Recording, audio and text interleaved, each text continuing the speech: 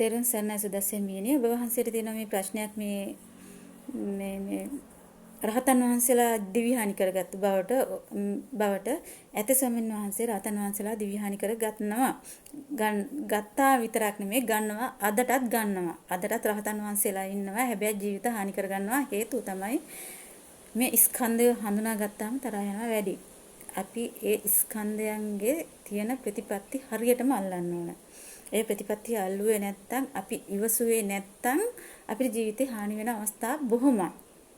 එතකොට මේ රහතන් වහන්සේලා ජීවිතය හානි කරගන්නේ ඒ නිසා ඒ කියන්නේ මේ ස්කන්ධය යන්න දෙන්නේ නැහැ කවදාවත් නිවන් දකින්න.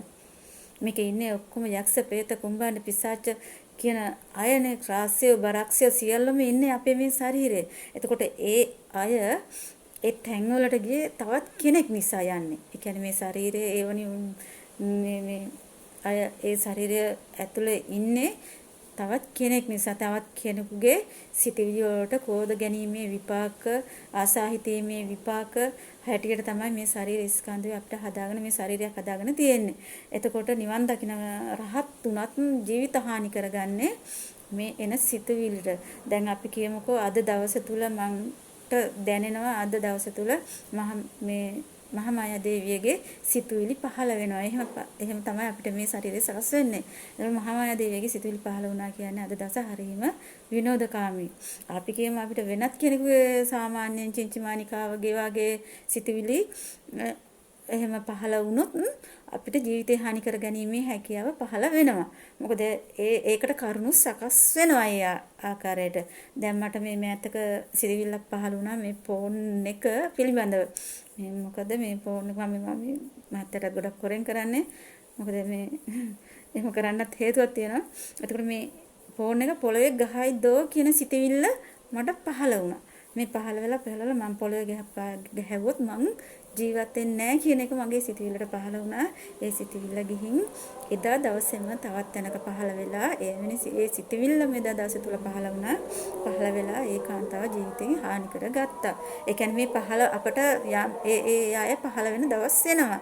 ඒ එන දවසට අපි ඒව හරියටම සකස් කරගන්න ඕන. සකස් කරගත්තේ නැත්නම් අපි ඉවසුවේ නැත්නම් අපි මේ ඒ අවස්ථාවේ දුක්ුනේ නැත්නම් ඒ අවස්ථාවේ ඉවසුවේ නැත්නම් ඒවා ඒ විදිහට සිද්ධ වෙනවා. අපිට මේ සිතුවිලි පාල කරගන්න ස්කන්ධය හරහානේ අපි මේ සියල්ල දෙන්නේ ස්කන්ධය හරහා. එතකොට අපි ඒවා හරියටම පාලනය කරගන්න ඕනේ. එතකොට ඒ සිතුවිල්ල මට පහළ වුණු ඒ සිතුවිලි මේ ස්කන්ධය හඳුනාගත්තු නිසා මේක ස්කන්ධයකට පහළ වෙච්ච එකක් කියලා මං හිතපු නිසා මට ඒක මගේ අරගන්න පුළුවන් වුණා. හැබැයි අරයට ඒක තේරුනේ නැහැ. එයා හිතාගත්ත එක මගේම සිතුවිල්ලක් කියලා. ඒ නිසා බෙල්ල වෙල දාගෙන නන්න ගෑනු ළමයි ඉස්කෝලේ යන ගෑනු ළමයි. එතකොට ඒ ගෑනු ළමයා ඒක බෙල්ල වෙල දාගෙන තාත්තලා ෆෝන් එක අරගෙන ගෑන් බෙල්ල වෙල දාගෙන ඇයි මැරුණා. එතකොට මට ඒ සිතුවිල්ල පහළ වුණා. හැබැයි මට ඒ සිතුවිල්ල පහළ වුණා මම ඒක හඳුනාගෙන සිටිපු නිසා මම ඒක මගේ හැරියා.